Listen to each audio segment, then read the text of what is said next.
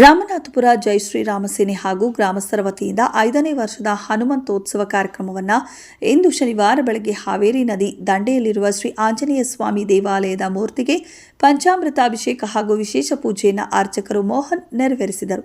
ನಂತರ ಜೈ ಶ್ರೀರಾಮ ಸೇನೆಯವರು ಕಾವೇರಿ ನದಿಯಿಂದ ಉತ್ಸವ ಮೂರ್ತಿಯನ್ನು ಪಲ್ಲಕ್ಕಿಗೆ ಕಣುಸಿರಿದ ನಂತರ ರಾಜಬೀದಿಯಲ್ಲಿ ಉತ್ಸವ ಹೊರಟಿತು. ಮಂಜೇಗೌಡ ಅರ್ಕಲಗೂಡು ರಾಮನಾಥಪುರ ಜೈ ಶ್ರೀರಾಮ್ ಸೇನೆ ಹಾಗೂ ಗ್ರಾಮಸ್ಥರ ವತಿಯಿಂದ 5ನೇ ವರ್ಷದ ಹನುಮಂತೋತ್ಸವ ಶ್ರೀ ಬಸವೇಶ್ವರ ವೃತ್ತಕ್ಕೆ ಆಗಮಿಸಿದ ಸಂದರ್ಭದಲ್ಲಿ ಮಾಜಿ ಸಚಿವರು ಹಾಗೂ ಶಾಸಕರು ಮಂಜು ಭಾಗವಹಿಸಿದ್ದರು. ಮಂಜೇಗೌಡ ಅರ್ಕಲಗೂಡು ವರದಿ ಮಂಜು ಗಂಗೂರು. ಕ್ಷಣ ಕ್ಷಣದ ಸುದ್ದಿಗಾಗಿ ವೀಕ್ಷಿಸಿ ರಾಷ್ಟ್ರಧ್ವನಿ ನ್ಯೂಸ್ ಕನ್ನಡ.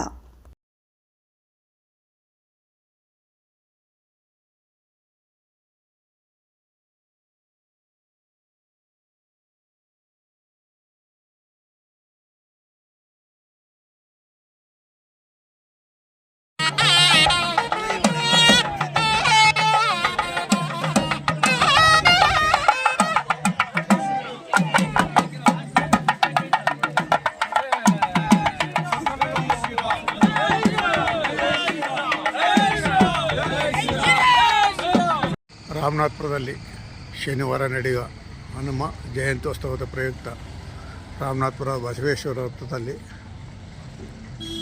ಅಲಂಕಾರ ಮಾಡಿರುವ ದೃಶ್ಯ.